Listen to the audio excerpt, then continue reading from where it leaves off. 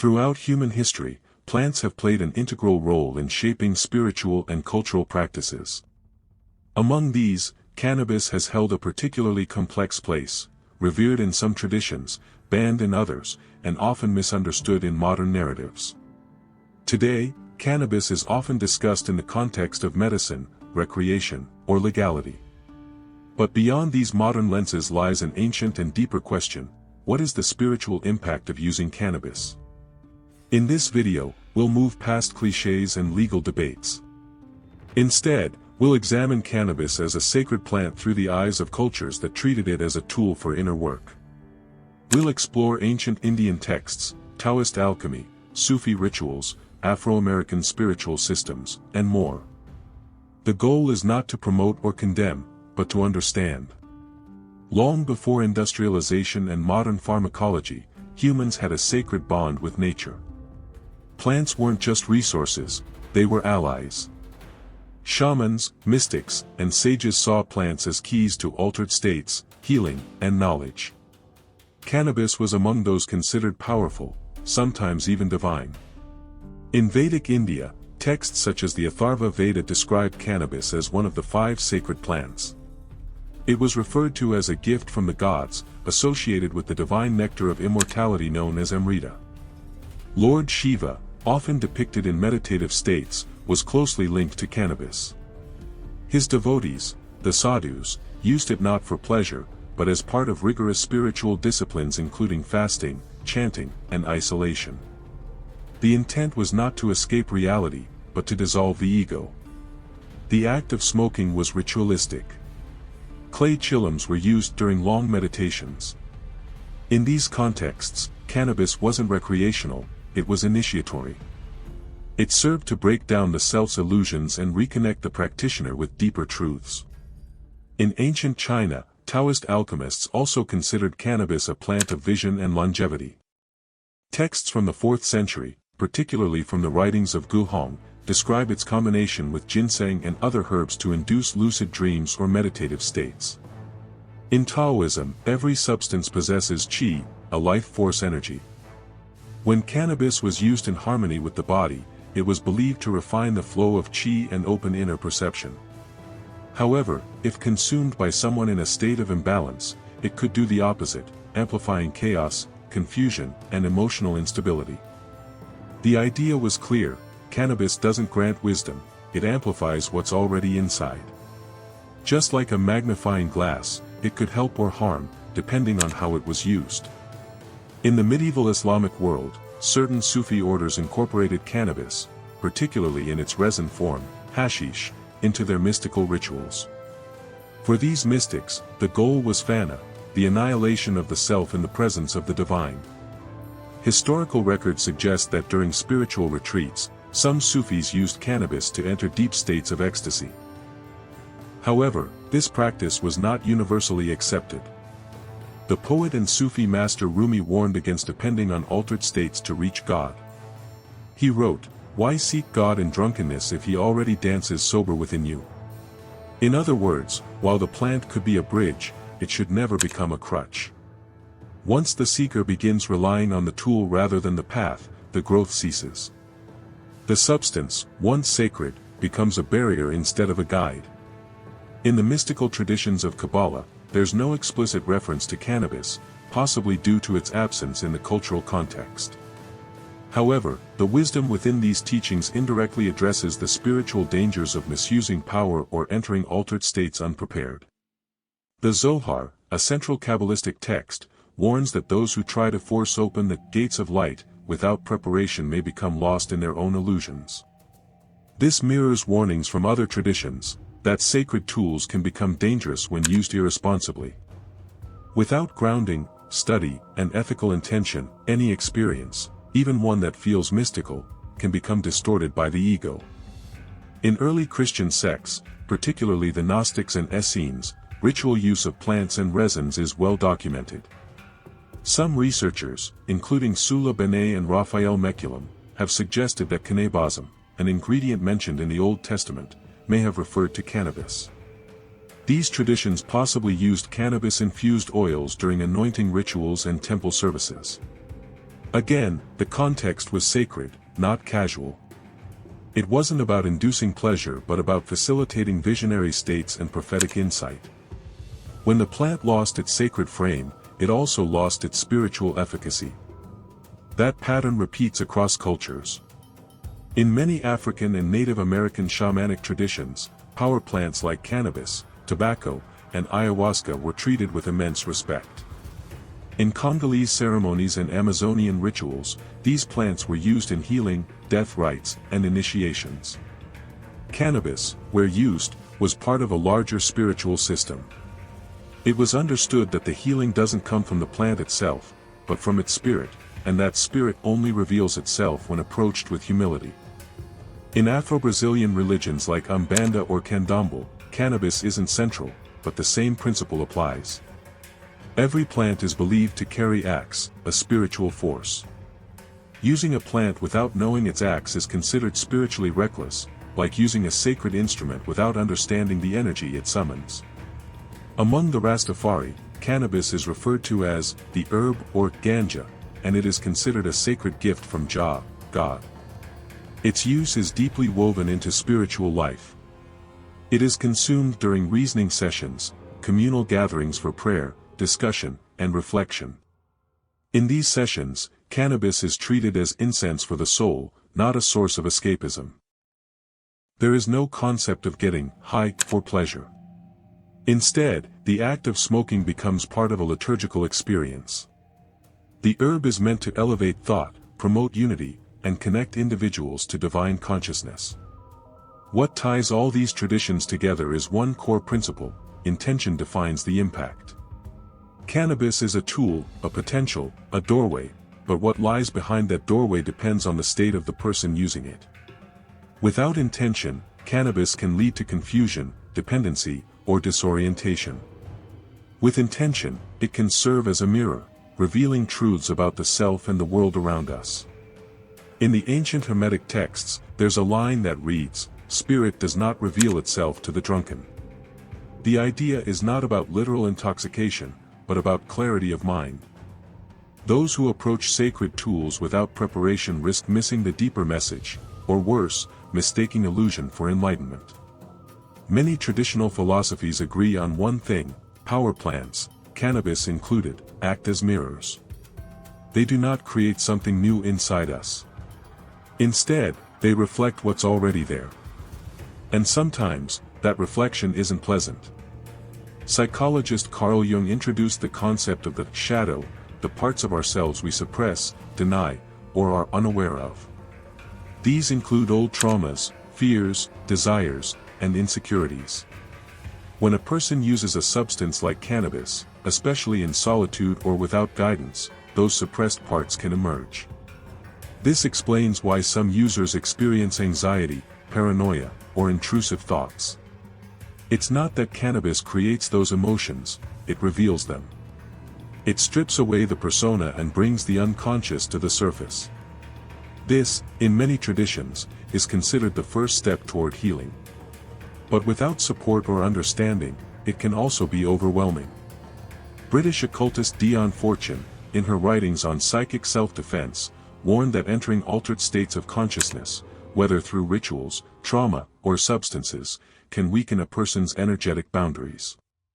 This can make them more vulnerable to external influences, psychological confusion, or emotional instability. She wasn't alone in this belief.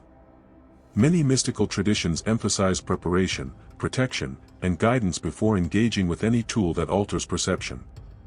When someone uses cannabis to relax or escape, without realizing it, they might be opening a doorway they are unprepared to walk through. This is not a supernatural claim, it's a psychological and energetic one. Cannabis amplifies sensitivity. If the user isn't grounded, the result can be disorientation or emotional exhaustion. The Yoga Sutras of Patanjali, a foundational text in Indian spiritual philosophy, mentions that certain herbs can trigger siddhis, paranormal powers like heightened intuition or vivid visions. But it comes with a warning: these abilities can become obstacles to true spiritual development. Why? Because they often feed the ego. Experiencing visions or states of euphoria can create the illusion of spiritual advancement. But if those experiences are not supported by ethical grounding, self-inquiry, and disciplined practice, they remain superficial. They may feel profound in the moment, but they do not create lasting transformation. This is a common challenge for modern spiritual seekers, mistaking sensation for wisdom. Cannabis has a unique way of making people feel connected, inspired, or insightful. But there's a difference between feeling spiritual and being spiritually committed. Many frequent users describe entering cycles where they feel creative, emotional, or deeply reflective, but struggle to turn those feelings into action. Ideas come, but aren't executed. Insights emerge, but are forgotten. Emotional clarity appears briefly, only to fade after the high wears off. This cycle can lead to what Kabbalists call klippot, spiritual shells. These are layers of perception that mimic growth but actually prevent it. The person thinks they're evolving, but in reality, they are stuck repeating the same internal patterns without breaking through. One of the most seductive effects of cannabis is the sense of peace it provides. In a chaotic world, that sensation is understandably appealing. But peace generated from the outside can become addictive, especially when it's not supported by inner development. True peace is not the absence of conflict. It is the ability to remain centered despite it. If cannabis becomes the only pathway to that stillness, then it's no longer a tool, it's a dependency. Osho, the controversial spiritual teacher, once said, "Anything can be a meditation if you are present. And anything can be a drug if you are absent." His message was simple: presence is what transforms an act into a spiritual practice. Without presence, even sacred tools can become distractions. Practitioners of energy work, like Reiki, Kundalini Yoga, or ceremonial magic, often speak of cannabis's effect on the subtle body or aura. After use, they report heightened sensitivity, stronger emotional waves, or deeper empathy. This can be useful in a supported, ritual context. But outside of that, it can be destabilizing. Think of it like turning up the volume on every signal in your body. If your system isn't grounded, this can lead to confusion. The user becomes like a lighthouse without a captain, shining brightly, but without direction. This is why many spiritual traditions emphasize container rituals, structures that help guide, protect, and integrate the experience. One of the subtler spiritual risks of cannabis is a feeling of movement that isn't real. Many describe having powerful thoughts, visions, or realizations, yet those insights rarely result in behavioral change. Why? Because cannabis can simulate depth. The emotional experience feels profound, but it isn't always integrated. Without action, those insights become intellectual artifacts. They may feel important, but they don't impact the user's daily life. This is why spiritual traditions emphasize discipline over inspiration. True transformation is less about what you see with your eyes closed, and more about how you act when they're open. When people think of addiction, they imagine physical withdrawal or compulsive behavior. But there's another kind, more subtle and more common, addiction to spiritual sensation. This happens when a person seeks the feeling of spiritual elevation, but avoids the work. They become attached to the high, the visions, the emotional catharsis, but resist the slow, uncomfortable process of self-change.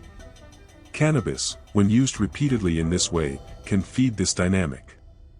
The person may appear spiritual, even feel spiritual, but without reflection, discipline, and action, they remain stuck in a loop of pseudo-growth.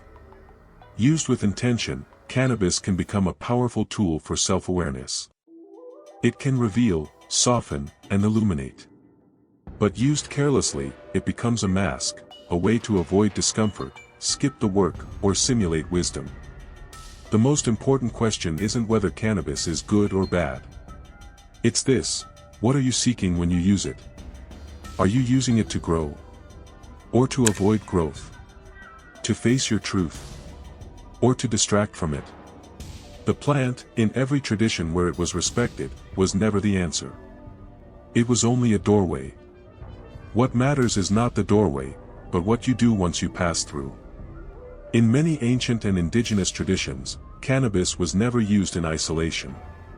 It was always embedded in a larger spiritual framework, rituals, chants, guidance, and collective intention. The plant was not seen as a high, but as a conduit.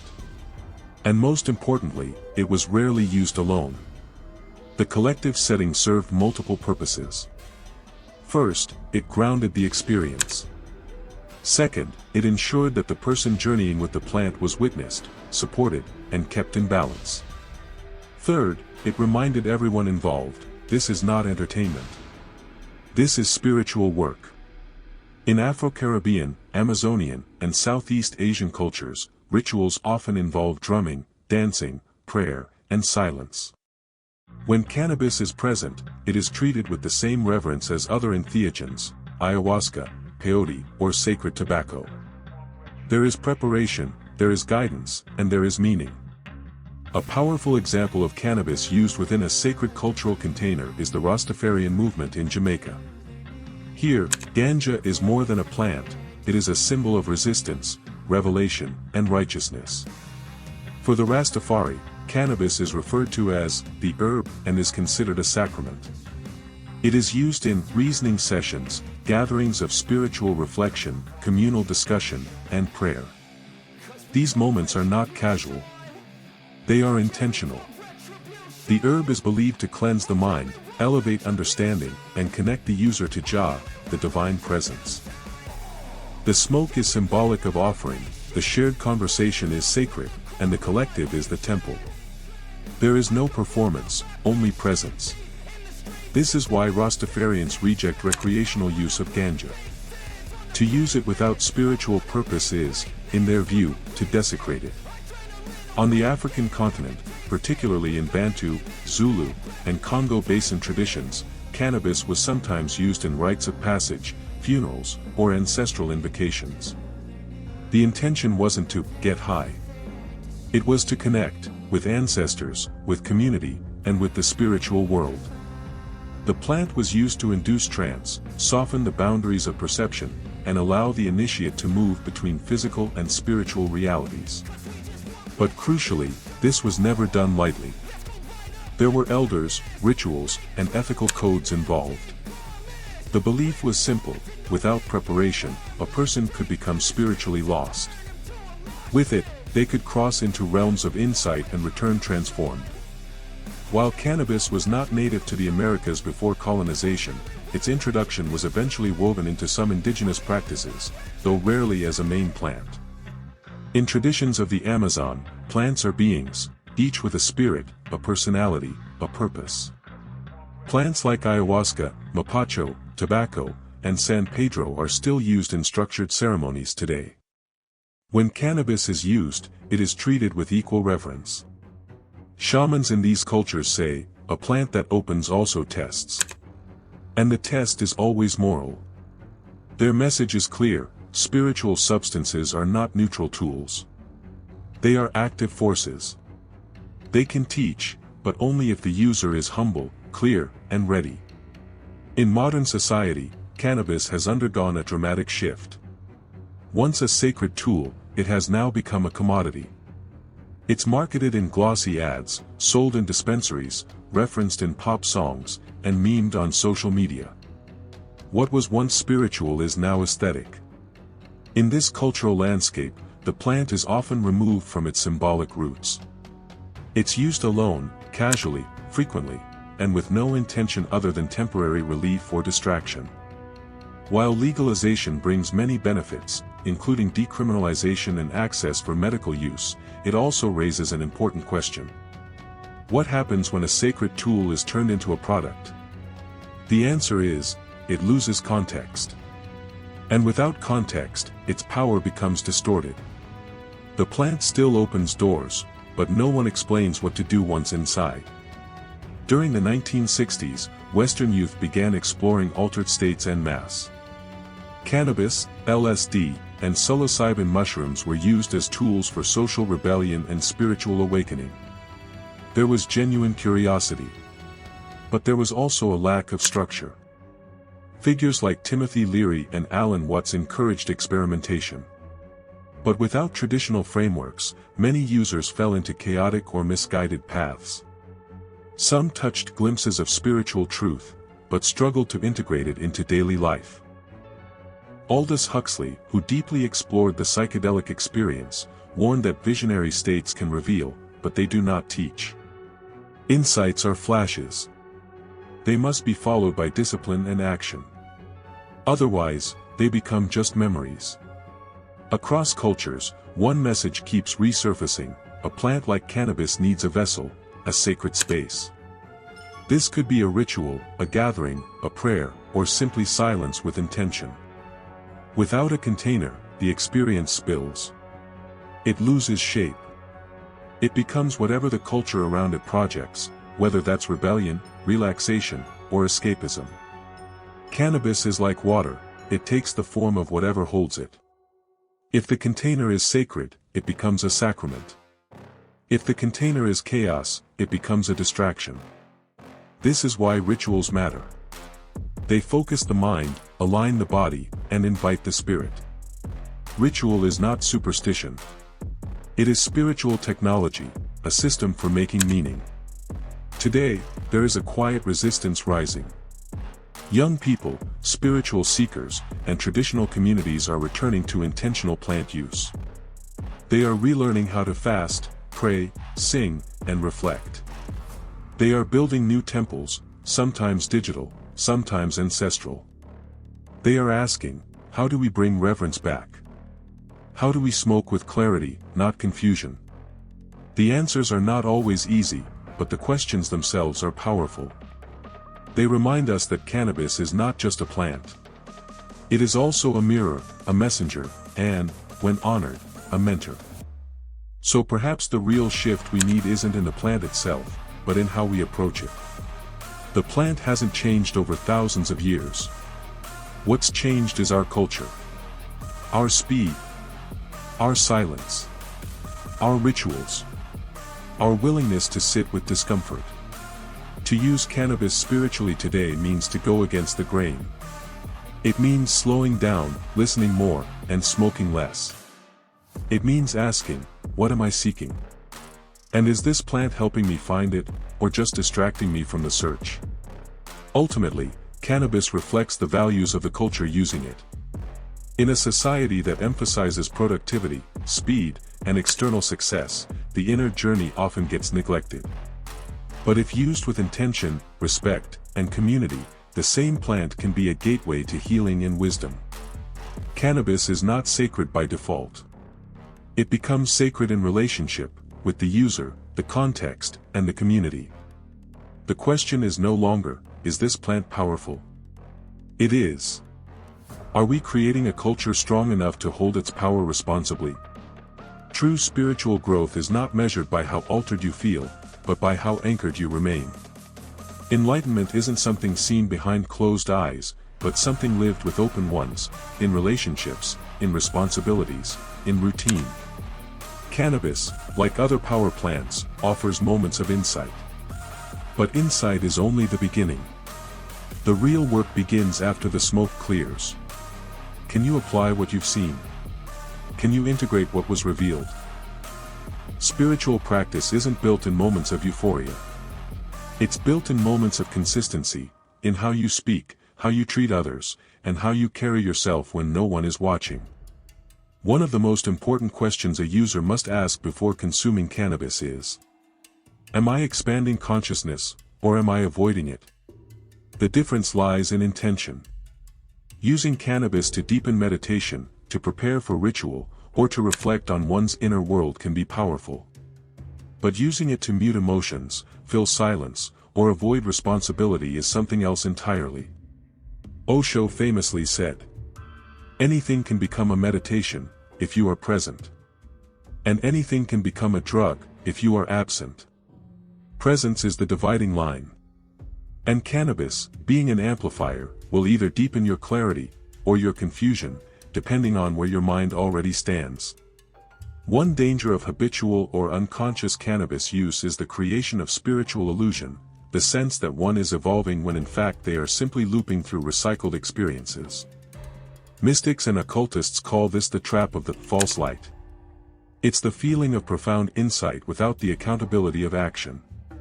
The illusion of clarity, when really it's mental stimulation, not transformation. This is a common pitfall. The user feels more creative, more compassionate, more in tune. But over time, nothing changes. Habits stay the same. Relationships remain unhealed. The pain underneath is still waiting. What's really happening is a kind of emotional bypass, a spiritual sugar rush that avoids deeper integration. In Vedanta, the word for discernment is viveka. In Greek philosophy, it's krino, to separate, to judge, to clarify. In both systems, discernment is not about being skeptical. It's about being clear. It's the inner compass that helps a seeker distinguish between what is real and what is just sensation. With cannabis, this becomes essential. Because the plant amplifies experience, it becomes very easy to mistake emotion for wisdom. To feel something deeply, and assume that feeling alone is a revelation. But spiritual growth isn't about feeling more. It's about being more conscious, even when you feel less. Rituals were never about superstition. They were about structure, offering a disciplined, respectful space to engage with the unknown. Fasting, silence, prayer, chanting, these aren't ancient habits. They are tools for energetic hygiene. Just like we clean our physical bodies, spiritual rituals clean the inner space we enter with plants. In traditional use, no one consumed cannabis casually. There was a process. A rhythm. A guide. And most importantly, a purpose. In modern times, we've lost many of these rituals. But we don't need to recreate them exactly. We can build new ones. Journaling. Breath work. Intention setting. Post-session reflection. The goal isn't to imitate the past, but to restore a sense of reverence. In a time when cannabis is legal in many countries and celebrated in pop culture, the burden of discernment falls entirely on the individual. There is no shaman watching over your dosage. No elder guiding your questions. No village reminding you to return from the trip with wisdom. So the user must ask. Am I prepared for what this plant might reveal? Am I using this as a tool, or a crutch? Am I building something with what I learn, or just chasing the feeling? These are not easy questions. But they are essential ones. Especially if we want to use the plant for something more than escape. One of the most overlooked aspects of cannabis is the risk of subtle dependency, not on the chemical, but on the state of mind it induces. Many long-term users say, "It makes me feel more spiritual." But over time, that feeling becomes expected. Meditation without cannabis feels dull. Emotions without enhancement feel flat. Silence feels uncomfortable. And slowly, what started as a sacred tool becomes a spiritual crutch. This isn't about guilt. It's about honesty. Is the plant enhancing your spiritual practice, or replacing it? If all growth depends on the herb, then it's not growth, it's reliance. Across all traditions that held cannabis sacred, India, China, Africa, the Americas, one message remains. The plant is not the answer. It is the question. It reveals, it mirrors, it opens, but it does not walk for you. It will not heal you. It only shows you what is waiting to be healed. So the responsibility is ours. To prepare. To reflect. To respond. At its best, cannabis is a mirror, showing you parts of yourself that daily life hides. The anxious thoughts, the unmet desires, the creative visions, the buried memories. But a mirror is only useful if we know how to read it, and what to do with the reflection. Cannabis, then, should never become the master. It should remain the messenger. And like any good teacher, its goal is not to keep you dependent, but to help you eventually walk alone. Real spiritual maturity comes from staying, with discomfort, with silence, with the unfiltered now. It's not about seeing more. It's about responding better to what you already see. The cannabis experience may provide a glimpse. But that glimpse must be followed by action. Do you communicate more clearly? Do you treat others with more compassion? Do you take more responsibility for your energy, your time, your presence? These are the marks of transformation, not just what you see, but what you become. Cannabis remains a plant of immense potential. In ritual, in healing, in introspection, it can offer insight, relief, and renewal. But it is not a shortcut to awakening. If used wisely, it can help you face your shadow, clarify your path, and reconnect with what is sacred. If used carelessly, it can numb your purpose and trap you in a fog of false clarity. The choice, always, lies with the user. So next time you reach for the herb, ask yourself, am I ready to face what this mirror might show me? Because the plant is not sacred by default. The plant becomes sacred when you approach it that way. Thank you for being part of this journey. If this message resonated with you, share it with someone seeking more than just smoke, someone seeking clarity, intention, and growth.